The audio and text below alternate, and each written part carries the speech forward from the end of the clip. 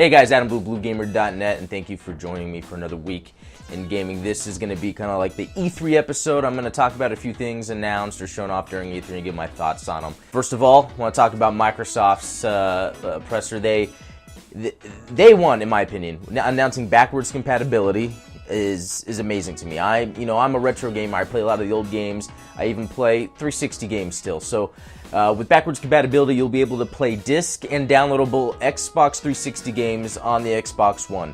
Why this is a big deal to me, it makes me think about Steam on PC. Since Steam's been around, 2004, 2005.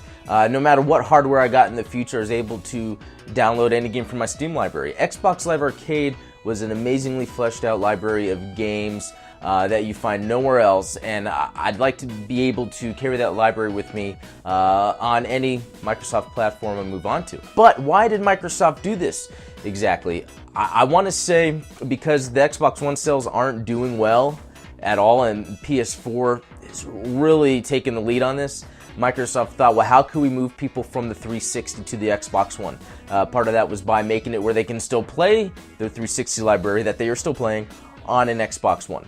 And then releasing the 1 terabyte drive, doing the improvements on the controller, making the controller competitive in order to get, the new controller they announced, and that's something else we could talk about. They have a new, competitive controller that has extra buttons and stuff like that. But that's then to get anyone that's doing multi-platform gaming to want to move to the Xbox One because of that controller.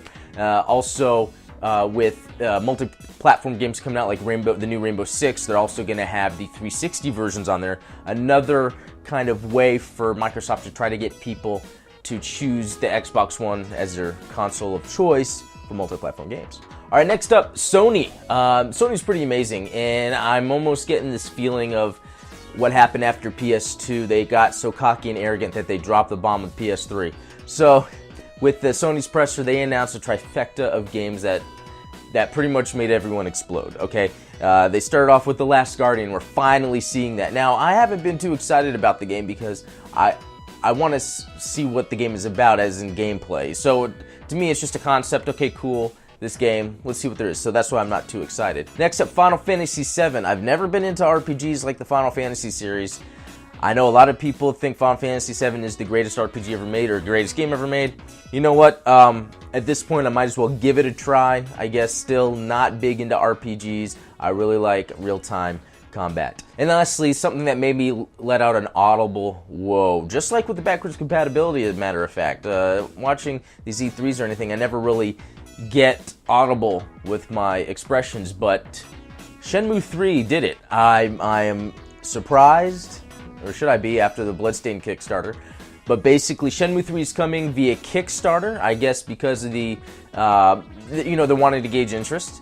And so, just like with the Bloodstained and Deep Silver actually being the publisher behind that, wanting to get enough funds to see if they can move forward with it, Sony, I guess, is doing the same thing with Shenmue 3. I don't know the details exactly, but this Kickstarter is also backed in a way by Sony. That is, if they meet the goal, Sony will kind of help get it out there. It's going to be on PC also, too, so I don't know the details with Sony. I don't know if we're going to figure that out.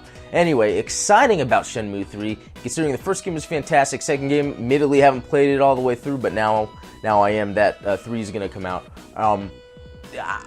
Just Shenmue 3 is something that everyone's been waiting for. Other than that, Horizon looked good.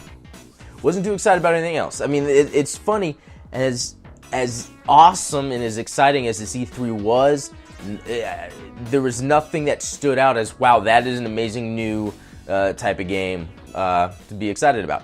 Everything was really just like things we always wished for, and they happened, which needs to happen, and that I think is why it was exciting. It was a gamer's E3. Everything a gamer expected happened, and that's what we need. Now that we're meeting our expectations, I want to see the industry kind of evolve with the types of games they put out. But to move on, Nintendo, this was the most disappointing. I love the digital event with the puppets and all that. I thought that was hilarious. But that Metroid Prime Federation crap, no. No, Nintendo, no. We want a real Metroid game, okay? We don't want this cute little space dude looking 4-player co-op shooter on the 3DS. I mean, yeah, we want a game like that, but don't call it Metroid Prime. Don't put Metroid on it. Give us a Metroid game. That's like mean. Why would they do that? Why would they call a game a Metroid game, but it has nothing really to do with Metroid? That's mean.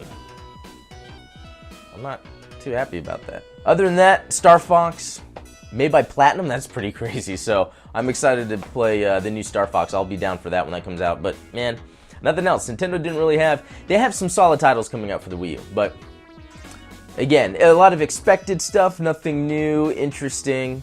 We'll just see how things go with Nintendo.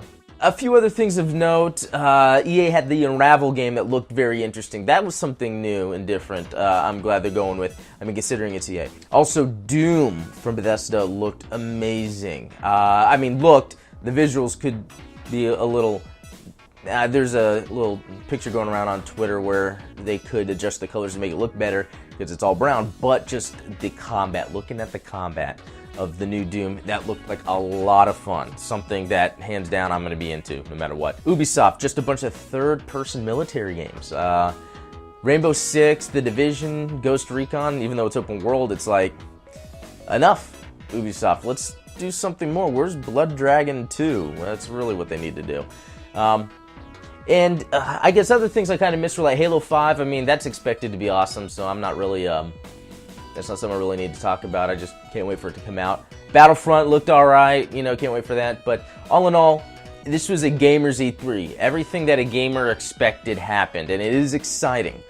So this was a very exciting E3. A lot of things we expected are coming. I just can't wait to see more interesting things come out in the future. So that's it for my E3 special. Hope you guys enjoyed it, and I'll see you in the next one.